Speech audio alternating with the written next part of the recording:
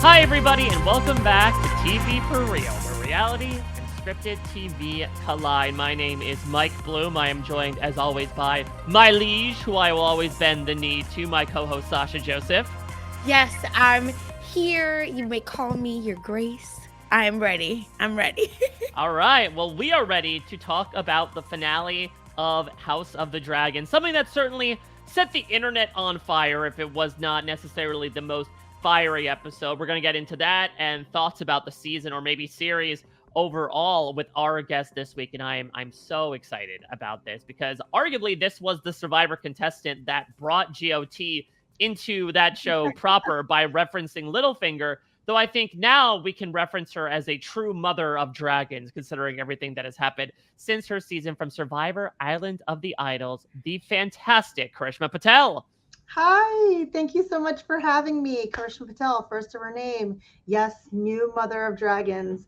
And I still stand with chaos being a ladder. So let's talk HOTD, because I am such a nerd of this show.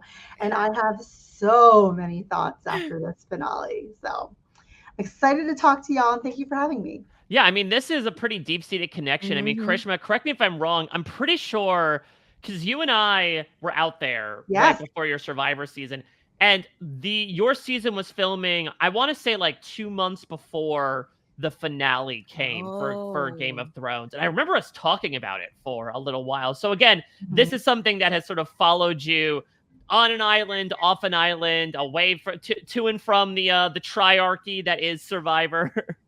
Yeah, it was definitely during sort of the heat of, I believe, season 8 that we were out there. And then I remember during Ponderosa, we got this awesome delivery via disc. They sent us, I think it was the penultimate episode on DVD for us to watch over in Ponderosa. We did a whole night of it, like popcorn and everything, and we all watched it together out there, which was a cool experience. So GOT, I mean, wow. Yeah, always been a nerd from the beginning. Well, let's go from GOT to what got you into television in the first place, Karishma. Do you remember as a kid, like, what was one of the first shows you remember being a devoted fan of? Oh my gosh. Well, do we want to talk about like as a child? Like either or, wherever you want to go. Yeah, as a child, I mean, I was like, this is a Zoobly Zoo girl. Yeah, Zoobly Zoo. Okay, wait, no, Sasha, do you have any idea what Zoobly Zoo is? Okay. I'm literally looking it up. Yeah, let me tell you about this Uncanny Valley show. So this is like a children's show with a bunch of anthropomorphized animals, but they're all humans. These were all like pretty damn talented, like singers, actors, and dancers, but they were, maybe ahead of the curve on the furry trend because they were all animals within the Zoobly Zoo, and they had some pretty intense makeup on them. Yeah, they look, wow. Like, this is Lion King. Zoobly Zoo walked the Lion King, the Broadway musical, could run. Yeah. That's what I'm seeing here. I agree. That's why, I mean, I remember I used to like wake up at 6 a.m. and to catch Zoobly Zoo. That was my jam. And then obviously the cartoons. But in adolescence, my gosh, like Party of Five, Beverly Hills 90210, Melrose Place, that was all my jam. And then moving forward, Lost. I mean, I am a Lost finale lover. I am a Lost. Yes. Season. I think it is one of the best finales of all time. I can fight somebody tooth and nail about that finale. And I think it was phenomenal. Join our throng. Yes, there are the greens and the blacks that are the defenders of the Lost finale and those that are against it. But they're getting bigger, especially with the series coming to Netflix and people engaging in it the first time. And especially, listen, in comparison to a show that we're going to be talking about today in Game of Thrones, I think people look more kindly upon the Lost finale in comparison. Absolutely, 100%. Yeah, thank you to Lost. No, thank you to Game of Thrones for making Lost finale better. I appreciate you. Are there any like? Do they do these type of Party of Five Melrose Place shows anymore? Like, is it just that because we've expanded so much on TV, does it feel like there are any more of those teen drama shows since like the days of the OC? Yeah. Netflix puts them out. Amazon Prime puts them out. All of these adaptations of the young adult novels, The Summer I Turned Pretty, all of those like, soapy type of teen. I see it all the time. I love it. I just like it when it's a little more lighthearted. I know Netflix sometimes gets real dark, and I'm like, I don't want to see teenagers doing that, but Yeah. I did before. I mean, it's crazy, but now as a mom, it's kind of it's different watching it now as a mom. But yeah, I see it. They're still making them.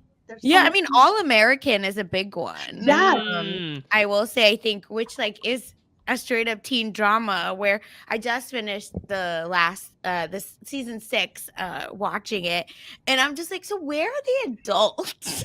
Like, these teenagers are making all of these decisions, these life decisions for themselves, oh, I'm gonna buy a house in Beverly Hills. Yeah, at 22, and it's just me deciding it, even though my parents are like loaded and I should probably chat with them about it, but here I am. And then like which college I should go to play like on a full scholarship.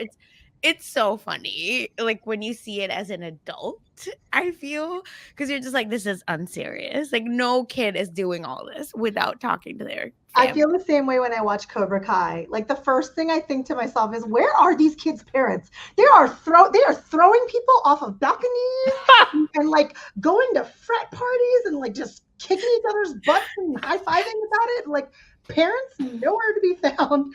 Like, this is a problem, but I mean, I still watch it. It's awesome. Cobra Kai is the best.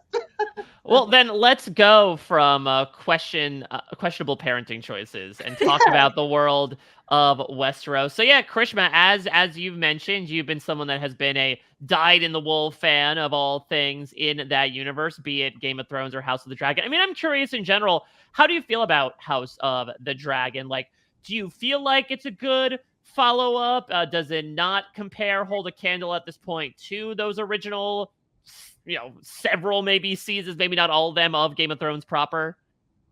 I love it. I think it's fantastic. I think that the concept is really cool, going 170 years back. It's far enough back to not be too directly linked to make us feel like, oh, we know too much about the end game for us to enjoy this storyline. But it also has this world that we understand the culture of, having watched 8 seasons of Game of Thrones already. And so, watching the way the Targaryens are, the Valerians, and the whole concept of honor and everything. And the production value is just as good, if not better, than Game of Thrones. So they're giving us everything that we wanted. I'm happy with it. And just like Game of Thrones, you've got great episodes and you've got some not so great episodes. You just kind of have to move on. It is what it is. It's subjective. But overall, I'm a fan. I think it's fantastic. And I'm excited to see what the next 2 seasons of House of the Dragon bring us. Yeah, that's an interesting thing that has come out in the past couple days, is the fact that it has been announced that House of the Dragon will be ending after 4 seasons. Not sure if they're going to keep going with this 8-episode short order, the short stack of pancakes that was this season. And maybe that shouldn't be a great thing, because at least Sasha and I'm really intrigued to get your opinions in particular, as someone who, again, fancied into this universe via this show. I think my opinion, and maybe a popular opinion amongst some of the people that I frequent, is that I thought this was a great episode of House of the Dragon. It was not a good season finale. Yeah, I would. Yes, y'all have to walk me through this, because I said, where's the fighting? Where's the pew pews and then the everything? There aren't a lot of pew pews. Imagine if someone just comes in with like, I have a gun. I've changed the universe forever. Look what I've invented in my workshop. Listen, a la Shogun, have someone with a cannon and some guns get dropped off and shipwrecked somewhere. Because, I need to know, where's the fighting at? Where's the wars? Because I saw this tweet, and I need y'all to walk me through it. It said, a 70-hour trailer. Yeah, 7 hours, 70 hours, something like that. Trailer for season 3. That's what they call season 2. Yeah, it did feel that way. I agree. I think it needed 2 more episodes, if I'm being honest. Ooh, yes. Okay. Mm-hmm. I'll tell you this. I liked the episode a lot. I thought it was a fantastic episode because I, for one, am very, very interested in the politicking that goes on behind the scenes whenever there is, war a coming. You can't just blink your eyes and start fighting. There's so many pieces on the board, right? We're all just pieces on the board. We know that from Alice. Uh-huh. And all those pieces need to be, in the right places for the war to actually start. So I think season 1 was more a discussion of the background of the dispute, right? The background of all of the contention. Season 2 was asking the question over and over, is there going to be a war? Because we see time after time after time, Rhaenyra just sitting there wondering, like, can I avoid this war? Can I avoid this bloodshed? Is there a way to avoid it? And yeah, we thought that, that question was answered at the end of season 1 when she turned around, just pissed at Aemon for killing her son. But I think, her being very importantly, I think, a woman as well, and thinking with that sort of hesitancy that a lot of women have, thinking big picture, like maybe we don't have to shed blood. Maybe, our dragons can be used as a deterrent. Maybe I can speak some sense into the greens. And I think this season sort of watched that unfold. And it took a long time, but I, for one, can appreciate it. I can appreciate every single scene in this finale as being necessary to move us into the war, which is going to start in season 3. And season 3, I'm sure of it, is going to be all of these battles from the source material. I kind of wish, going back to what I said, I kind of wish we had 2 more episodes. Yeah. And I kind of wish we had sort of one of those initial battles, giving us something like a cannonball to end on, as maybe quite literally, because there was a lot of ships in that ocean at the end of the season and that's finale. I think it's like the Battle of the Gullet or something like that that I was reading. And I'll preface this by saying I have no spoilers. I have not read the books. I am just a huge nerd about this stuff, and I kind of like going into deep dives of character motivations, and then from an audience perspective, how we feel when we see things. And now we're stuck 2 years with how many questions after this episode. And yeah, I kind of wanted, I wanted what I got at the end of episode 4. Yes, well, that's interesting. and that's the thing, is that the season 1 finale and the Westeros universe, Sasha, is usually known for these 10-episode seasons where episode 9 is like the big thing that happens, and then episode 10 is almost always like you're not going to expect anything huge on the level of episode 9. It's a little bit of a come down, it's a little bit of a setup for the next episode, but there's still like some epicness behind it. And I think that the season 1 finale did a really nice job of almost setting up this idea of the point of no return. With the death of Luke, it was clear, even though that's like right where it ended, that there was no going back from there. We almost got our point of no return in the beginning of this season with the whole blood and cheese stuff. And then we have that battle at Rook's Rest that Karishma is mentioning. But yeah, it would have been nice to have finished off with, I don't even know if we necessarily needed like another big action set piece, but almost like a very definitive point to be like, okay, now we're moving into the next phase. Because that's what it felt like. It felt like we're still sort of mulling into this phase where season 1 was, okay, war's on the way, and season 2 is like, we really mean it this time. War is definitely on the way. So there were so many parts that I really liked about it. I think the Alicent Rhaenyra conversation was maybe the highlight of the entire episode.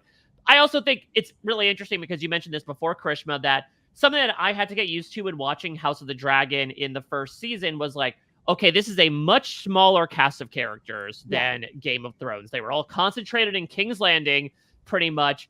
And now it's changed a little bit. And maybe that was due in part to the fact that you have to bring some of these characters in due to the historical impact of it. But we got kind of a Game of Thrones aspect to this episode, which is like, so-and-so's over in the Triarchy, and then these guys are in the Riverlands, and this one's at Dragonstone, and this one's on King Landing. So it ended up becoming kind of a Game of Thrones show by the time season 2 ended. Yeah, I like that. I like that a lot because, they obviously have to follow the source material to a certain extent, Mhm.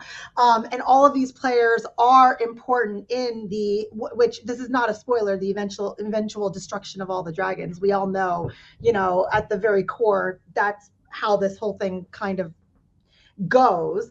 But all of these different players and play a part in that. And I think how all of that happens and how the dust settles after all of that happens, like, moves us into where the beginning of GOT was, how much power certain houses had, and their relationships with the Targaryens and all that good stuff. So it's kind of interesting, to see like the ancestors of the Lannisters and what they're over, how they're sort of in all of it, and the Whitebeards from the Starks, and it's cool to see that from the perspective of somebody who's such a big Game of Thrones fan.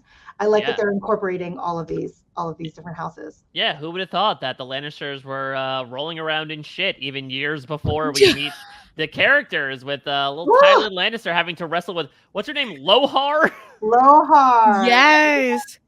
Who can I just say, this has nothing to do with anything, but that person, the captain or whatever, right? Like who is fighting, she is the voice of the YouTube show Taryn and I cover. Really? Yes. So she's Miss Terry, where she calls them, and she's a she like is the like rob or like the heist master. Oh, Okay. Like cool. that's what they like. She's playing a character basically, but she like calls all these YouTubers on this show called The Getaway. So it's really funny because I was like, "Where's that voice?" Yeah, because you Close even your eyes. you even heard her before we saw her, so you would have Yes. been the Leo pointing at the screen like, oh, I know that voice. Yep. And I think she's going to be on with Taryn and Grace next week, right here on Oh, we get We some Know Lohar action. Yeah, I don't want to say. Yeah, I believe she's That gonna would be be great. on. Because we have a great partnership with Nebula, and she's like a famous YouTuber as Mm. well. So that's how I just wanted to say that was so funny. Should they to try watch. to rope in more of the youth on House of the Dragon? Should they bring in Yes. more YouTubers and content creators to make cameos?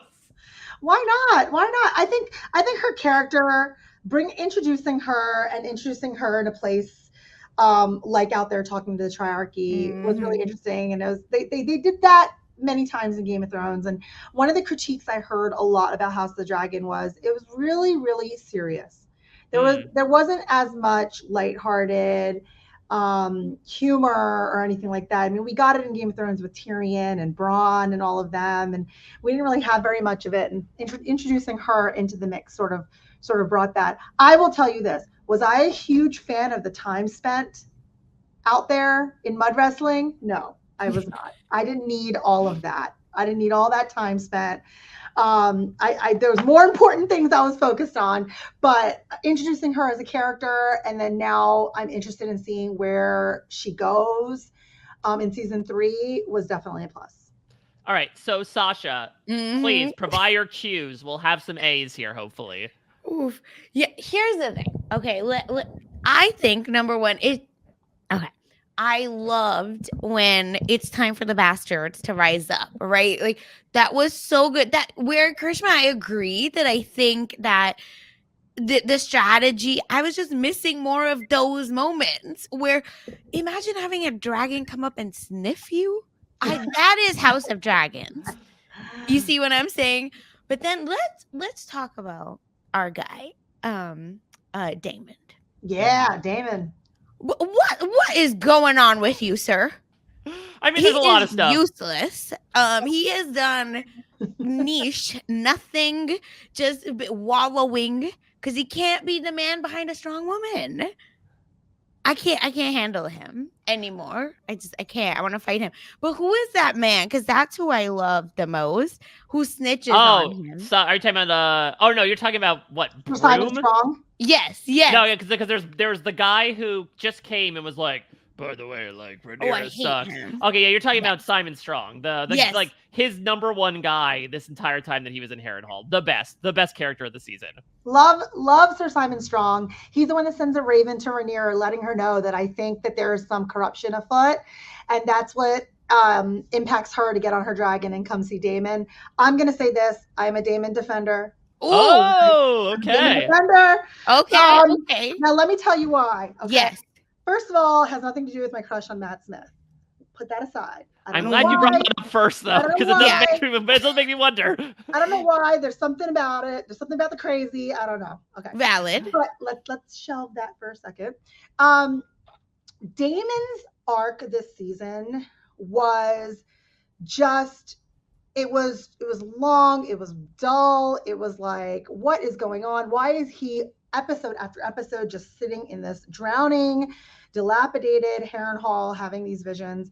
And in this finale, I finally came to the conclusion that it was all worth it, and it was all, every single moment of it was important. And here's why.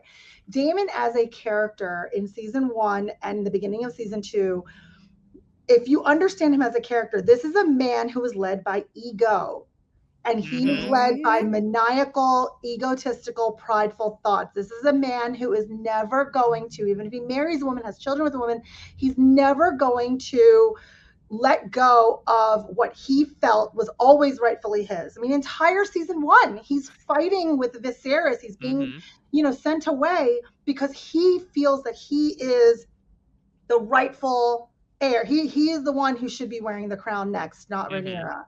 And then for us to believe that just because he marries her, that whole concept is supposed to suddenly go away. That's not fair to us as viewers. We're smarter than that. We understand more than that. A man with that kind of resolve needs to have the experiences that he had at Harrenhal, one after another, that Alice Rivers was the one, in fact, in charge of. She was leading it. But he needed to have each of those visions with all of his regrets and his demons coming to face him. And finally, that last one that we got last episode with Viserys, just that last question, do you really want the crown? Right? And then in this episode, having those visions, when he goes and bends the knee to Rhaenyra, the only reason I buy it is because of everything that happened this season with him, because of all those visions, because of the way his guilt has come forth, and he has come to realize that it's not really the crown that he wanted. He just wanted to be accepted and needed and felt, as if he had some power and was, loved. And so when he finally did bend the knee this episode, I cheered, I bought it, I believed it, and I am a Damon fan. Okay. I don't care. He does crazy stuff, but there's parts of him that we need. His penis. Yeah, there you go. Yeah. But like there's part. Look, when you're gonna lead a war, you can't be 100% Rhaenyra, who's just constantly taking a step back and thinking. We are not there anymore. We are now in the war. And I need like half Rhaenyra, half Damon to be leading this war. You need some of that wildness in order to be a leader. And that's just my opinion. So, I'm a Damon defender. I'm a Damon fan. I'm looking forward to seeing where things are going with him. But that's my long-winded explanation as to why I like the Damon Targaryen storyline from season 2. Wow. I mean, yes, something as flaming hot as Dragonfire. Get out of the way, Aegon. You don't want to get burned again by that stuff. Yeah, I mean, listen, I'm a huge fan of the dreamscape trope, the memory palace, as it were. I mean, listen, could I have maybe done without him having sex with his mother? Sure. Yeah. But I mean, listen, I'm always happy to see like Patty Constantine, again, the younger actress who played Rhaenyra as well. I thought that was a very welcome appearance there too. And I mean, what's also really interesting is, at least for me, the straight line was what Damon finally sees, possibly in the future, where, again, Sasha, you might have been like sort of spoiled on. Yeah, I looked it up. Yeah. Confusing for her, for sure. It's all GOT stuff. Yeah, I looked up the dream sequences because I can't be coming super blind. So I was like, what's going on here? Explain, please. And then yeah, thank you to the internet. I'll say that. Yeah, so then what was your reaction to it? Because I think for a lot of us, it's been a very mixed opinion in general, to say the Hmm. least. But I think some people probably feel like, oh, okay, is this like pandering to fan service by saying, oh, remember that this is going to be connected to Game of Thrones? I mean, the series literally starts with like 200 years before Daenerys Targaryen. And there are also some people that are like, oh my god, do not remind me about what they did in season 8 of Game of Thrones. I think both can be true. That's how I'm seeing it. I think that Damon, again, I don't disagree. I think that he should be the catalyst to start the war. I agree with that. I just feel like he's, no pun intended, like dicking around way too much. Like he just be out in his feelings when he should be out starting wars. Hmm. That's what I feel about him. Like enough, like stand up. Okay. City girls are up and it's okay. You can deal with it. So that's where, but I don't disagree that, like, yeah, his ambition can't just go poof either. But the thing is, does the prophecy, right? Like, is that whatever that dream sequence that happens to him, does that like scare him to coming back into line? Is that what we're going with? Yeah, well, I think the logic that I could follow is that, Hmm. like, Viserys had this whole song of ice and fire, right? That, Yes. like, oh, regardless of who's sitting on the throne, I have this vision that there's going to be this big existential threat. And so the person who's sitting on the throne has to be at least in a pretty good, reliable state, because that's the person we need to rely on to essentially save all of humankind. And so I think it is a bit of a culmination again for Damon, who had said in previous episodes, like, I don't give an F about Rhaenyra. Like, when I make the push to King's Landing and I sit on the throne, then I'll deal with her. And again, my logic is that that is sort of shocked him to his system of, oh shit, okay, yeah, I guess we do need someone incredibly capable to sit on the throne. And like, I don't know if you know me from the past 8 episodes, but I'm not incredibly capable of much at the moment. I accidentally got a 4-year-old killed. I nearly started a civil war in the Riverlands by coming in with my dragon, thinking I could intimidate everybody. So like, I am good to fall in line with her right now and be her loyal general. Yeah. Okay. That's fine. Yeah. This is why I turn to y'all. I bend the knee to you to tell me how I should feel about him because he's pissing me off. Yeah, I think he's in his place now. He's going to be a good war general for Team Black. For how long, I have no idea. Again, I have no spoilers, but I believe that he's 100% in, especially after in his vision seeing Rhaenyra sitting on the throne. I think it kind of just put everything in place. Like, hey, I see it, like it's there in front of me. And then Helena telling him, like, you are, she's a piece, you are a piece. We're all just pieces in this greater story that's already been written. This is your spot. That's her spot. And him actually seeing that in this vision, I think solidified him. And then moving forward into season 3, like I'm going to feel confident as a viewer knowing that he is fighting for Rhaenyra and not fighting for himself. And I think that's a good, for season finale purposes. I felt satisfied that they sort of Yeah. bookended that, and now we can start afresh with Mm-hmm. Damon, a fighter for his queen next season. Well, let's go from one queen in Dragonstone to a queen regent over in King's Mm-hmm. Landing, because we gotta talk some green here, Karishma, because there's some complicated thoughts involved. And I'll admit, I think it was talked about in reviews before this season that if season 1 was really making a case for Team Black, it could be argued that season 2 was making a case for Team Green. And it depends on how you feel that, but at least we were getting more visibility from the other tribe in this 2-tribe setup. Mm-hmm. Yeah, I think when we went back, we saw, what did we see? We saw Alicent. She came back from her camping or glamping trip, whatever it was. She's back now. The Yes. title of the episode, which I thought was really interesting, and I want to hear what you guys think of it, The Queen Whoever Was. Mm-hmm. And, we know that Corlys renamed his ship The Queen Who Never Was after Rhaenys, but the title of the episode, The Queen Who Ever Was. I think that's really interesting. And we'll get to it because I connected the title with that last scene, which Mm-hmm. obviously we'll get to, and I want to talk to y'all about. But in terms of Alicent, I think she's sort of at her wit's end, and she finds, her last beacon in Helaena being threatened. And Aemond is just, she knows Aemond's a monster. I think she said it multiple times. You know what he's become. You know what he's become. She's given up on him. And so I don't know if this is the scene you're referring to when Aemond comes and demands Helaena ride Dreamfire into battle with him. Alicent's like, oh, that's it. Hell no. This is my little petal flower. You are a ruined monster. Aegon's a ruined monster, but don't touch my little petal flower. Like, come on. And I like that. She's standing up for her child. She put her face in Aemon's face and said, stop it. I like that. I mean, she's got a lot of decisions to make to get her to that last scene. So this was probably, one of the steps towards it.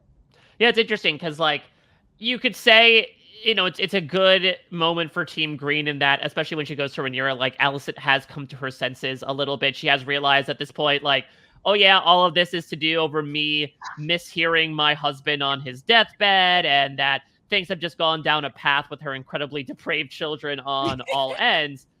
But then it also says, like, is she making a move then for Team Green? Is she trying to swap alliances, as it were, or like trying to broker some sort of deal?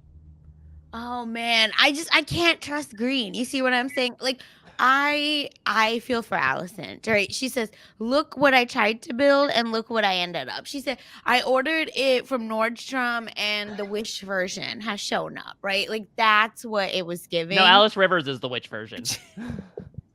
Oh my god, because it's just, I love Alice Rivers. She's looking at her family and she said, what happened here?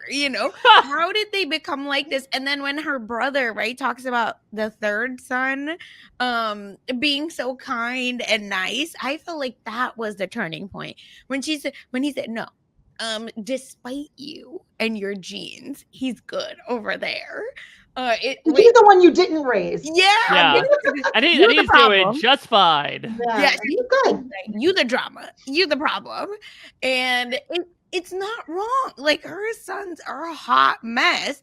Again, Aemond is mean, ruthless, but I get it, right? Like, he deserves to be in that spot over his brother because I feel like he's more shrewd.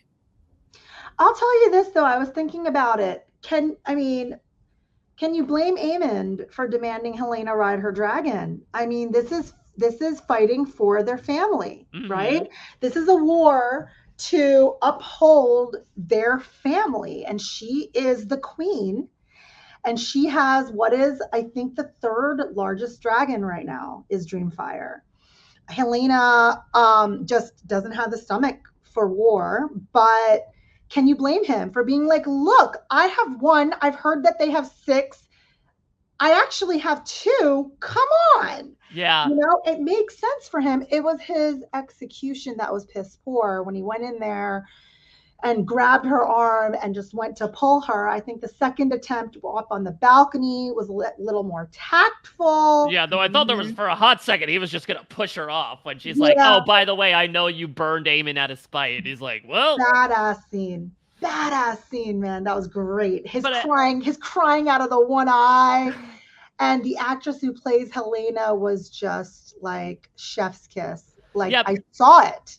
I saw it. And I see that point that, like, this guy is a tactician through and through. This was the guy that even before, he ends up ascending to the throne is, like, conspiring with Kristen Cole into his quarters about how to handle things. But I think he definitely undoes a lot of his own perception by being like, there's 3 dragons. I'm going to burn down a town. I'm so angry. Like, just at the sight of 3 dragons, he goes and kills a bunch of people. If you were trying to enforce, like, don't worry, I'm not unhinged at all. I'm actually pretty on the level. That is not the way to do it. Yeah, and in Storm's Point, that was a town that's on the Black's Council. So, I do think in Aemon's own way, it was like a war tactic, a sign of aggression and response, showing that I'm not going to back off. This is how I choose to show that I'm not going to back off, by going ahead and lighting a fire, a sworn loyalist to Team Black. That's whose town that he lit up. But I mean, at the end of the day, he has one dragon to work with. And Christmas all about playing the numbers. It's just a numbers game. They have 6, maybe 7. And so But she a baddie, his one dragon. Yeah. Ooh, she a meanie. She ugly too. Oh yeah. Yeah, she needs a makeover, I think. Like, I know there are dragon keepers that exist in House of the Dragon that, like, help take care of them, but, like, are there, like, dragon beauticians? Like, can we give have her some earrings or something? Yeah. Like, blow her up a little bit. Or just, like, patch up the holes in those wings. Jeez. Right? I mean, give her a little brush down or something. It's like driving a car with a bunch of dents and scratches on it. Like, yes, it's got some wear and tear, but don't you want a little bit of, like, a nice exterior? Just let her rest. That poor old lady. They don't need a car wash. God. This is, listen, the thing is, Aemon has mommy issues. It's pretty obvious. Mm-hmm. And even his damn dragon is so old. It could be his, like, great grandma. The thing is, mommy issues is following him everywhere, and he won't let that lady rest. It's a problem. That poor dragon. I mean, it doesn't look good right now in terms of just sheer numbers. If we're talking about dragon war, right? Not talking about feet on the ground, which I've lost count of, but just sheer dragons. It doesn't look really good for Team Green. Except, can we talk about the brilliance of Larys in this episode? Yes, Larys strong. That is genius to get Aegon out of there. Genius. Brilliant. Because it is just somebody who actually has practical foresight. Look, everyone's going to burn each other, bro. Like, everyone's going to die. And you've already been burned. Look what happened to you. And it was like that. I loved that scene. I loved the back and forth. I thought, like, everything Larys was saying was real. And Aegon, except Aegon being like, let me let my family die. We'll leave, that was brilliant. And I think, I don't know the source material, but in my opinion, very, very, very important step to happen in a finale to set us up for what is likely the future. So another scene where a lot of people are upset that it wasn't like fire and pew pew pew, but it was a scene. Everyone wants these characters to have guns, apparently. It was something. Let me feel something. No, or as they call it in Bollywood movies, dishum, right? Exactly. Okay, the best restaurant in London, apparently. No, I'm just kidding. But also, okay, so that's the thing. So we're believing that it is good for our hurt king with no penis to go. His exploding sausage or whatever he called it.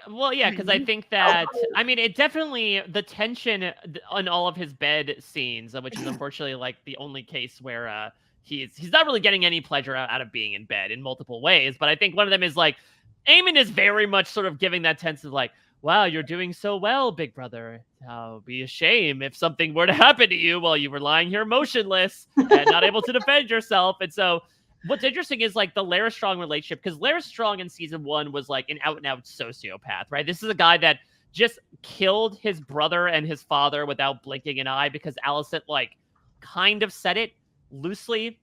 Going back to Shogun, right? It's the lost in translation, whoever touches this pheasant dies type of moment. And so then in season 2, it seems like he actually, at least from our perspective, is connecting with Aegon over the fact that this is a guy who's now physically handicapped, right? His life will never be the same. He's struggling to walk again. And Larys comes from an angle. We see this in his very first appearance of like being counted out by his family and always being regarded as the runt of the litter and nobody to take seriously. It's very Tyrion in that aspect of like, well, because nobody took me seriously here, then I should be taken seriously in other ways. I learned to work my brain rather than my foot, in a manner of speaking. And so it's interesting to see sort of like the relationship that they forge. And even someone like Aegon, who at his worst was so tempestuous and so rash and so egocentric, that even he has a moment of like, oh yeah, no, shit's about to go down. I need to get out of here ASAP. So I'll be intrigued to see like what the two of them are like on the road, right? Is it going to be Karishma shades of Tyrion and Varys going to Meereen, which maybe was not like the best storyline in retrospect, but I'd be intrigued to see exactly where they plan to go and where they plan to sort of like incubate themselves to hatch once again like a dragon egg. Yeah, for sure. I see a lot of Littlefinger in Larys. Mm-hmm. I still see an extremely self-interested character because all of these scenes with Larys and Aegon were all catapulted by the way Aemond treated Larys, right? Larys was Mm-hmm. vying to be the hand, and Aemond was like, "Oh, sit down, you little toad." He called him a toad. It's like, not you, you know. And I think it was as soon as Larys realized that, hey, I have no place here with Aemond, and Aemond does not respect me and will, flick me off of the board just like a flea. That self-interest is probably what catapulted him into Aegon's room to go ahead and use whatever he had, which is his disability, to connect with Aegon and move forward and come up with this plan. Like, hey, let them burn each other. Aegon will come back. He'll be king. And guess who's going to be Aegon's bestie then? It will be me. So while I still kind of see, shades of like little bit of an honorable, little bit of, I still think that Larys is all in all guided by his self-interest. Oh, Mhm. yeah. Yeah, that's what I'm Sure. saying. I mean, self-preservation, and also, it was always that. In the beginning, it was with Alicent, like, let me do what I need to do. When he couldn't hook on to Alicent, then tried to hook on to Aemond. When that didn't hook on, now he's hooking on to Aegon. But I appreciated that episode. I felt like that was a finale-worthy storyline Mm-hmm. to show them at the end, getting out of the city, because that is like ultimate bookend here, right? Yeah. And also, we learned this season sucks to be in King's Landing in general. Yeah, man. Eat fish, or not even anymore. What is he? He's even Aemond is making that even more difficult. But yeah, that was a really good scene for me. I like that. And Aegon has made an incredible recovery. Yeah, I don't know if it's they got something in that milk of the poppy, or maybe it's just the fact that like I guess they never tell with this show how much time has passed. You can only tell from like how much they changed the performers. That I would imagine he's probably been in recovery for like something close to a year between his accident and when we leave him. But it hasn't been. Yeah, because I think it's been a couple weeks. That's what I was gonna say, because there is a moment where I think Rhaenyra says, like, when this happened a few days ago, or I can't remember what exactly she said, but she marks time. And the whiplash I had to say, what do you mean it's only been like X amount of days? I thought it's been 7 years. I thought that's what it feels like. Y'all just slow playing. But even if that makes even more sense as to why season 2 wouldn't have a war, because you're not gonna start a war in like a month, a few months even, right? Like you want to make sure all your dragons are in a row. Yeah. I do want to ask about, as we talk about King's Landing, the emergence of the rank and file dragon riders here, because it's so interesting. And again, I keep going back to the Survivor watching experience where this idea of like the conventional winners at it was like watching Michelle Fitzgerald in Co Wrong. And it's like, she's not really having much to do with what's going on, but we're seeing something from her every episode. Clearly, she's got a role to play in the end game. We're seeing her for some reason. And that's, again, I was unspoiled at the time as to what was going on with all these people. So I'm like, who's this Viking-looking guy that we keep going back to with the sick kid? Who cares about this braggadocious blonde guy in a tavern? Like, who are these whole people? I don't really care about what's going on. And look, not to say that I care infinitely more about these characters than I did upon finding out that they're riding dragons, but again, it tracks so well for me of like, okay, yeah, now I see why we saw so many random scenes of them in this season, because it turns out that they're going to play such big roles in, I would imagine, what's to come over the course of this oncoming war.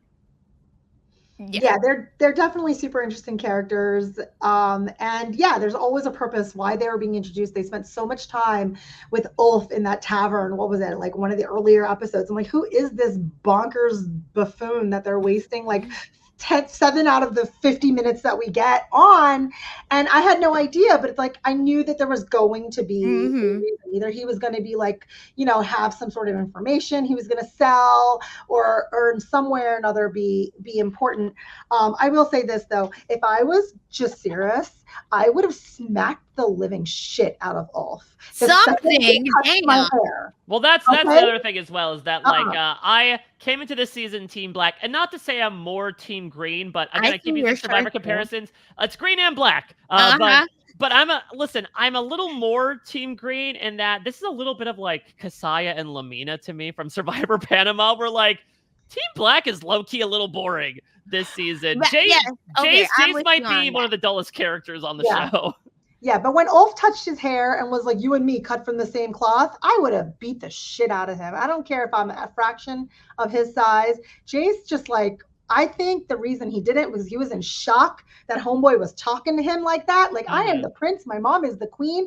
And he has the audacity to respond to that with, you and I, we're dragon riders. We're cut from the same cloth, which is everything that Jace has been fearing his entire life, is a buffoon like this, you know, facing him and saying, you and I, we're the same, you know? And I understand that. I know Jace's character has kind of like been this mopey, you know, twerp around Dragonstone a little bit, but I get it. Like, I understand where he's coming from. You know, he spent his whole life knowing that, you know, his parentage is not what they're representing, and knowing that the only reason he's special really is because of his dragon. And now they give it to somebody like Ulf, who initially introduced as a comedic, but was just really pissing me off.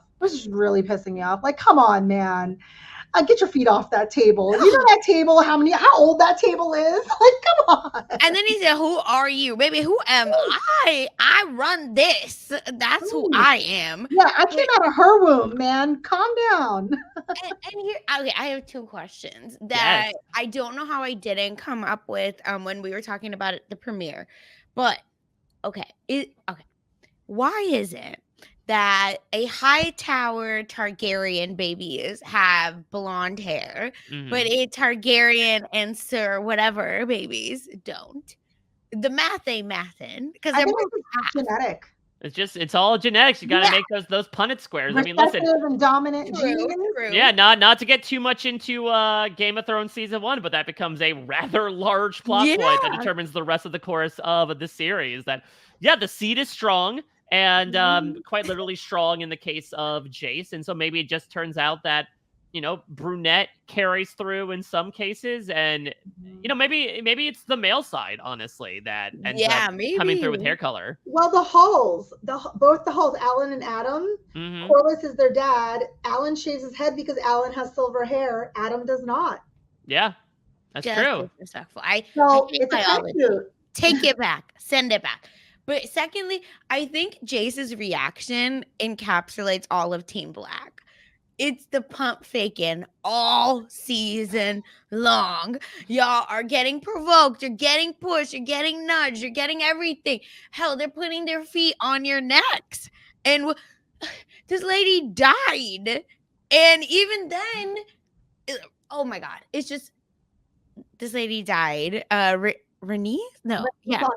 The dragon rider? Yeah. Yeah. She dies, okay, thinking she killed the king.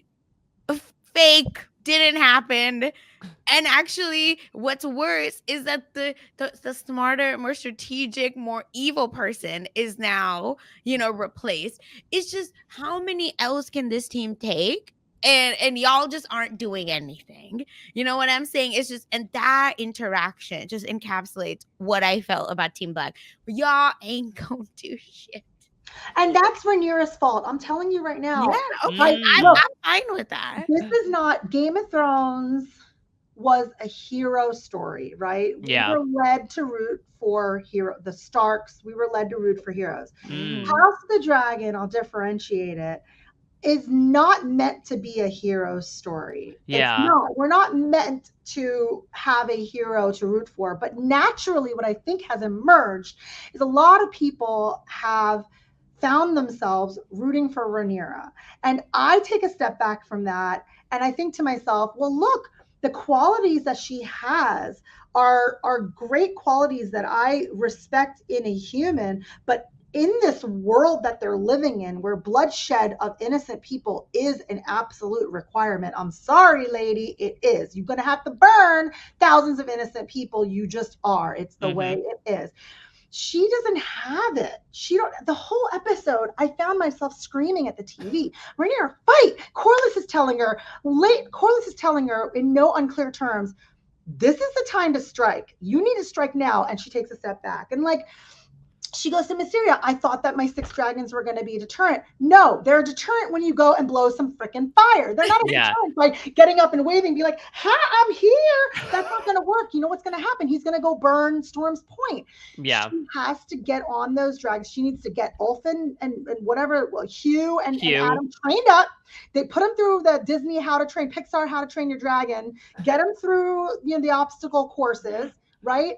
And she needs to go there, not in 3 days' time. She needs to get up there and do it now. I was wondering, when Vhagar came over there and saw them and then turned around and came back, why didn't they just jump on and go and burn his ass? Something. Damn, wake up. Like, well, it's the exact same reason when Rhaenys comes up through the dragon pit and she's like looking them dead in the face. She's like, we still have a couple more episodes. Let's get out of here. And Rhaenyra stands back and she's like, dragons wave at him. And I'm like, no, honey, that is not, that's why going back to Damon, like, you need to have more of that Damon in you that's just going to be impulsive and going to act and do what is needed.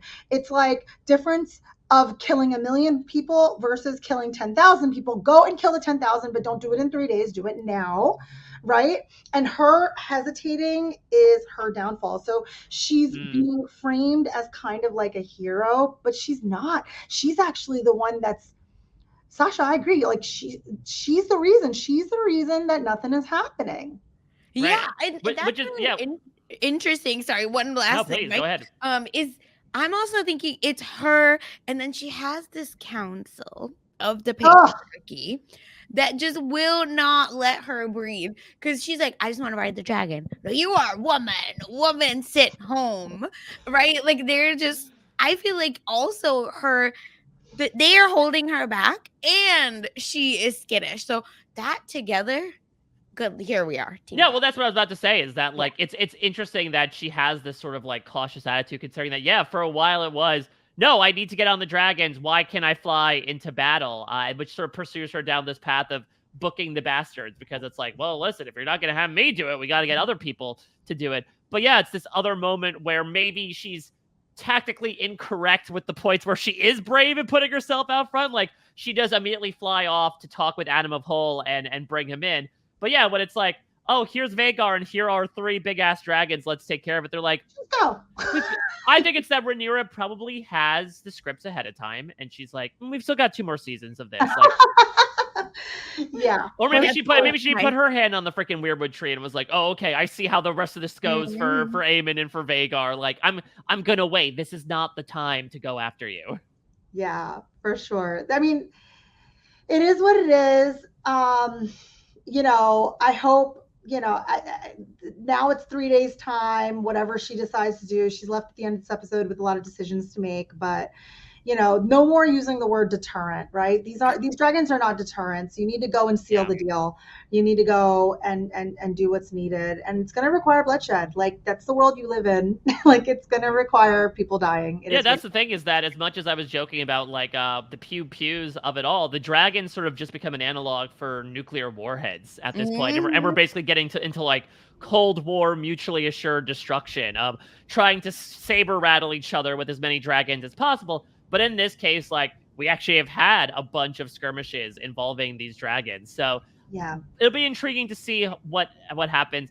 I do want to ask about Criston Cole. That's what I was thinking. You just lit up. You kind of just paraphrased his little mopey tree. We dance under the dragons dance on us, and we're crushed to dust, or whatever he says. Dust under their feet. Shut up. So yeah, this guy goes from probably the worst character on the show to like becoming shell-shocked and almost questioning his entire existence when he sees all these dragons raise the countryside to the ground. He's like, oh shit, yeah, I'm a much smaller place in the world than I thought. I'm nothing. We are all nothing.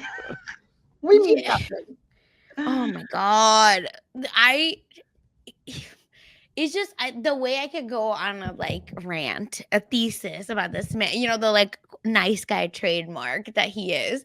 But he is, and for me, he's a 10, but right. He's a 10, but he's spineless. He's a 10, but he's so hung up on his ex so much that he's willing to kill everyone to, get what he wants. He's a 10, but he wants to take you to sell oranges instead of your birthright. What is get out of here. Get this guy out. He is such a loser. I can't, and you can tell he's a loser because he keeps trying to one up Allison's brother, right? Like Wayne. constantly he's sitting here and being like, Wade is like saying the right thing to do, mind you, because he actually has training in this. And Sir Christian Cole will come in and be like, let's do the exact opposite. Okay, girl, if you don't get the hell out of here, bro. Oh my God, I'm so tired of this character. I love to hate him because he's so attractive, but so frustrating. No, I will say he was more attractive before the like monk haircut he got. Yes. Yeah, he's got the Dumb and Dumber haircut right now, right? Yeah, like the Joaquin Phoenix and Gladiator haircut. Yeah, I mean, that's what happens when you're out, moping through the trees and just waiting to be the dust under the dragon's feet. But it's an interesting perspective, though. He gives us the soldier's perspective. And all the soldiers are marching. We're in the finale. There's thousands and thousands, hundreds of thousands of soldiers marching, right? And a lot of them haven't seen what he has seen. So what he is giving the audience is the true perspective that these people, these hundreds of thousands of men haven't seen yet, but they're about to see. And we as the audience get to hear it from his eyes in this little, like, look, we are nothing. Like, men, we pledge to honor, but are we really honorable? We pledge to fight, but are we really fighting when the dragons are the real ones fighting and we're just little ants on the ground that are meaningless? And so, I mean, I hate Kristen Cole. I think he's the worst character and I love to hate him, but he's giving us a perspective that is really necessary because it's a perspective of such a high volume of people that are involved in this fight. Plus, like, it's also interesting to have this guy go through this entire season of, like, he gets put as the hand of the king, a position he's incredibly unqualified for, and something that gets proven almost immediately. And, like, I guess he still is, but, like, he has very much backed away from making any decisions, considering that Aemon has pretty much, like, captured the realm with an iron fist. And so now he's just, like, in his feels writing live journal articles out loud. He's waiting to die. Yeah.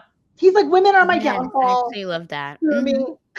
Then go die. Damn. Do something that's not like it. The thing is, he hurts everyone. That's the thing. He's pining over Alicent, right, with that little handkerchief, and it's like, girl, what the hell? Stand up, sir. Because he's sitting there, he's like pining for her. Meanwhile, the only reason he got with her is because he's mad at his first love. So just nothing about him makes sense, and he's such a spineless jellyfish, but I need him because I need someone to hate with a passion, so he can't die. We need somebody on the ground to talk to us who has seen what he's seen. You know what I mean? Who has come to the conclusion that he has come to, which is the real conclusion that they all really, once the dragons start dancing, men are meaningless. And that is sort of like, hearing it now is going to be important for season 3, because all these men are just put out to their death, but they need to be told they're fighting for something. But when they look up and they see that what I've pledged to be fighting for is not real, because that's where the real power is. My sword is not going to make even a dent. That's really important. You could see, some things shifting around with that perspective as well in the Dance of the Dragons. Yeah, and I think it's also interesting in that at the same time, these are not missiles. These are living, breathing creatures as well. And I think that also carries over to the people that think they can ride and control dragons. I mean, hell, we saw it happen in the penultimate episode when everyone's like, I think I've got this. I'm pretty sure I know how to control a dragon. It can't be that hard. And then it's just like, driving the worst stick shift ever, where you're basically guaranteed to die unless you're out of the Fast and the Furious, where these people just get burned to smithereens. It shows that these are uncontrollable creatures at the end of the day. It's like capturing a level 100 Pokemon, and sometimes it obeys you, but most of the time it might not, depending on how it feels in that moment. Speaking of which, I know we don't have too much time left, but we have to talk about that last scene. We gotta get to that. We gotta get to that ending. Yes. Which, like, to me, I loved it. I had so many thoughts about it. I do want to give a shout out. Sasha, you and I, Daisy Queens. Yes. There is a third one. Her name is Geeta Vasant Patel. She is Yes. the director of this episode. Oh, really? Yes. Yes. Yes, Wow. her name's Geeta Vasant Patel. No relation, though I wish, because she's just such a badass. She also directed episode 3, which was the episode where Rhaenyra dressed as a nun and went to meet Alicent. Oh, so she did both of them. That's So interesting. she was in charge of both of these Alicent Rhaenyra crucial scenes. And I think they may have done that on purpose, given her these 2 episodes this season, for her to fully understand these characters and the way that these characters are with each other. And they gave her the responsibility of directing the 2 scenes this season where they're both in the same room and talking to each other.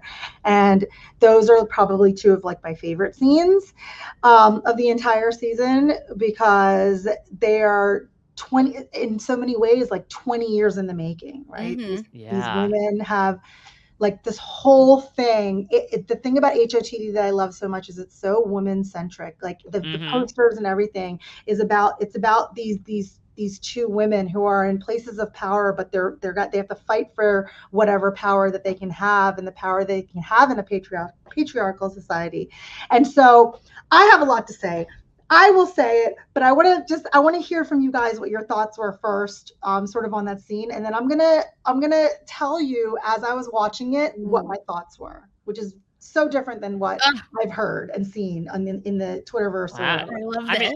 I mean, I will say, just to put it out there, I thought the visual was beautiful. Oh my God. Like Amazing. that we end the season, and again, I don't know if I like ending the season on it, but like ending the episode on these 2 shots of both women backs turned to us looking out, and like Rhaenyra is like kind of surrounded by all this lineage and history that is sort of bearing down upon her and closing her in. And Alicent, well, given the offer of like, oh, let's run away together, she obviously can't take it up on it, but like has expressed it at least, and I think probably feels unencumbered for the first time in her whole life, basically from when her dad said, yeah, you have to marry Viserys. Now, like, God, that's an image that will stick with me long past, however, what people feel about this season.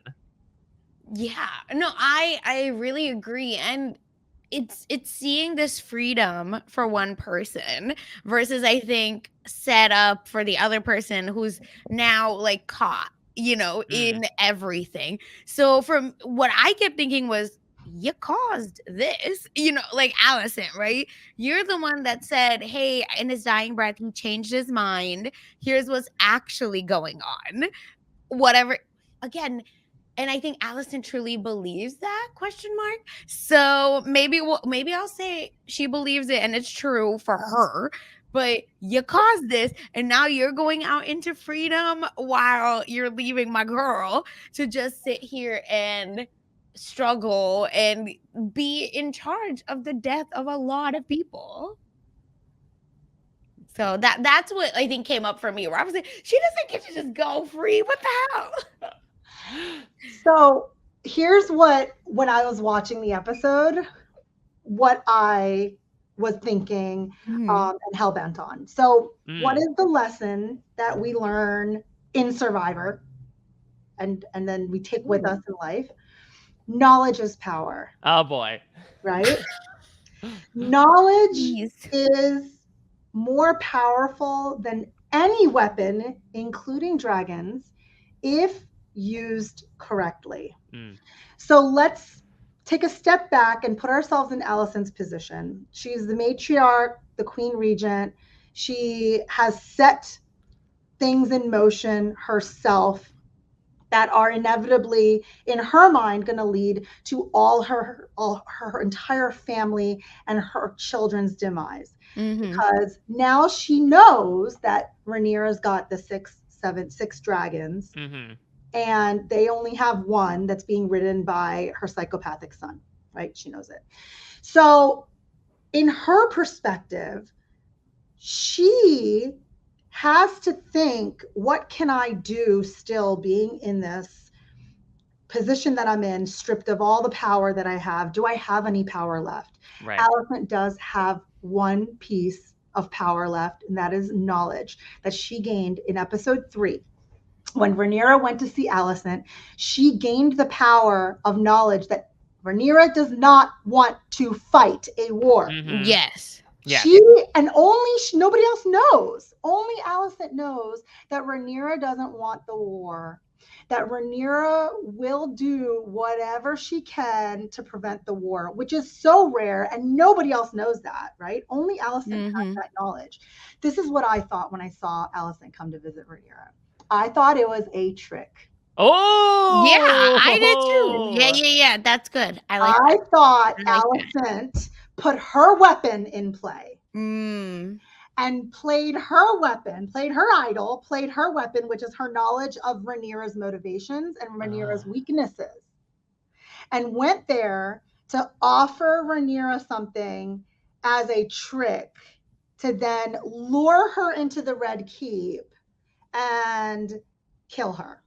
Wow. I like it. We talk about the point of no return. I mean, I guess when And Alicent who would have done that? Not a dragon, not a sword. Alicent's sheer knowledge and knowing that Alicent's crying face is the one thing Rhaenyra is going to respond to, because Rhaenyra loves her.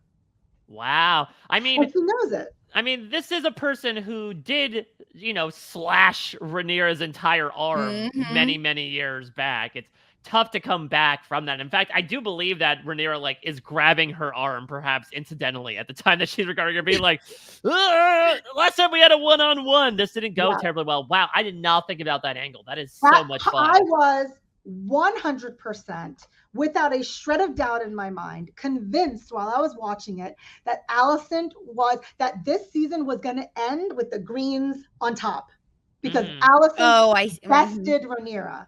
And Rhaenyra will have turned around and been like, in 3 days, we fly to Red Keep. End of season. And then Alicent, when they showed her walking away, I would have bet every cent I have that she would have smiled. Oh, interesting. And she didn't. I rewound. I swear to God, I rewound. I love that. Maybe she was smiling on the inside. I can't be wrong, because how amazing would it have been if, when they showed Alicent leaving and they showed her face, the last thing the season ended with an Alicent smirk. And I was like, yeah, give me. And I'm like, wait, what? And then, but I was still, I still ended the episode thinking, ooh, Rhaenyra girl, don't take the deal. Don't take the deal. It's a trick. It's a ploy. Don't do it. Don't do it. And so I was left the episode. And then I went into, like I said, I went into Twitterverse. I went into reading recaps. I listened to the official podcast and everything. And it didn't seem like that was the angle that it's going.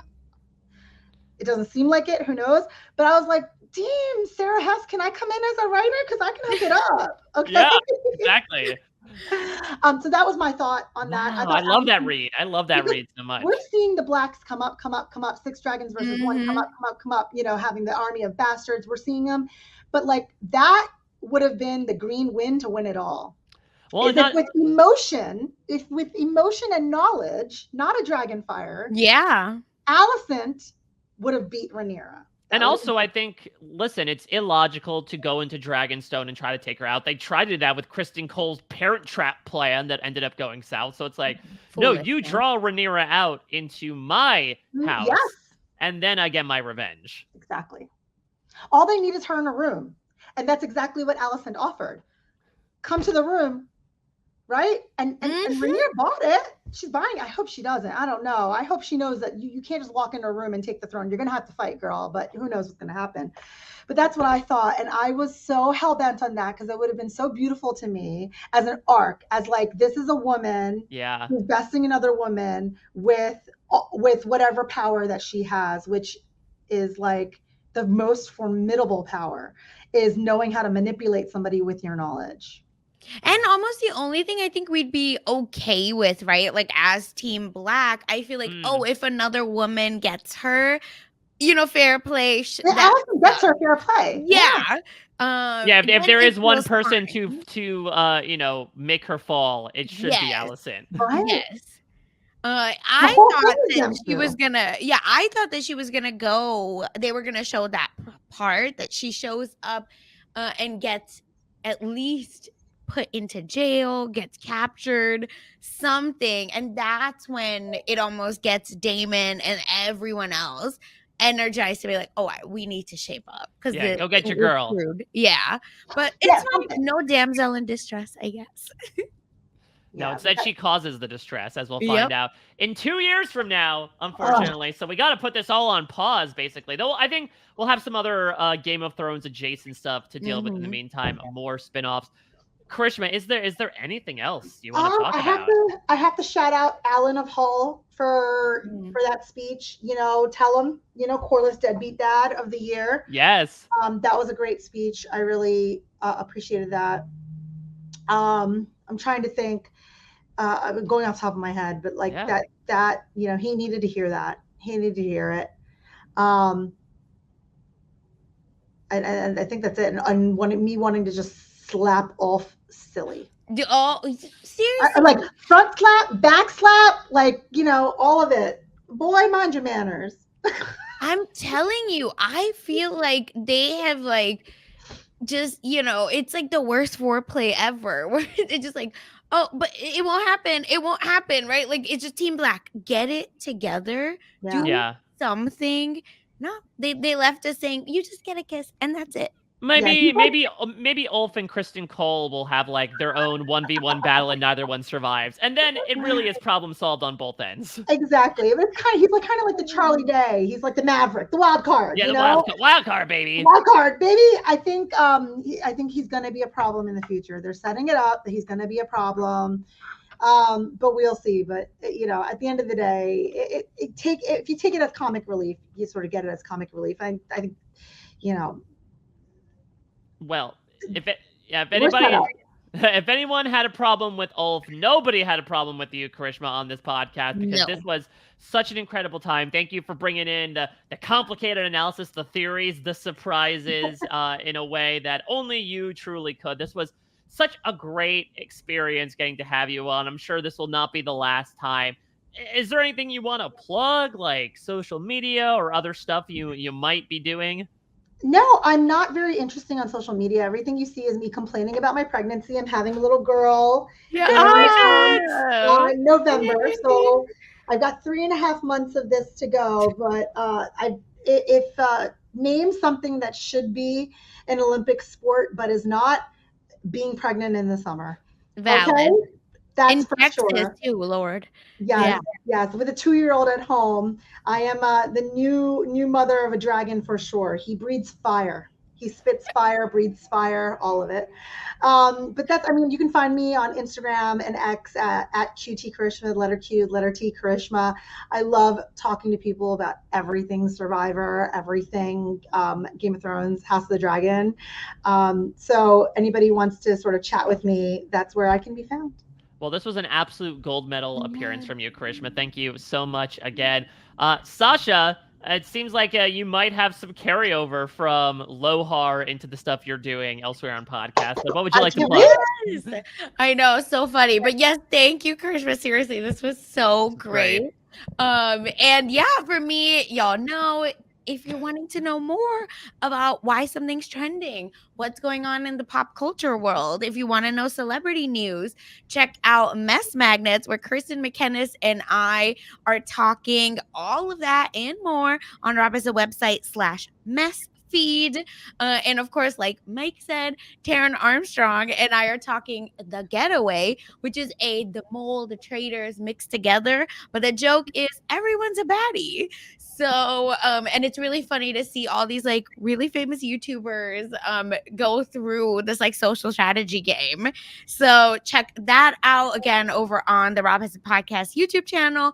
And we get folks that created the show come to talk to us, and we have exit interviews as well. Check that out. And of course, Below Deck Med still happening. Chabelle and I are still talking. Oh my god, imagine like Lohar on Below Deck. Imagine like the Thailand Lohar stuff. That should be next season. Would appreciate it. It would shake things up, all right? Something. So check that out. Chabelle and I are still talking about that. And what about you, Mike? So my usual stuff, Survivor, Big Brother, The Challenge, etc. I'm living in the world of reality TV for the most part, so I'm grateful for the opportunity to dip my toes inside the Blackwater Bay that is TV for real, as we'll keep on doing on next week, as we'll bring on yet another reality TV star to talk about their history, their tastes with scripted television. Thank you all so much for listening. Thank you so much again, Karishma. This was such a great time. Sasha and I'll be back next week. Until next time, everybody, it's been real.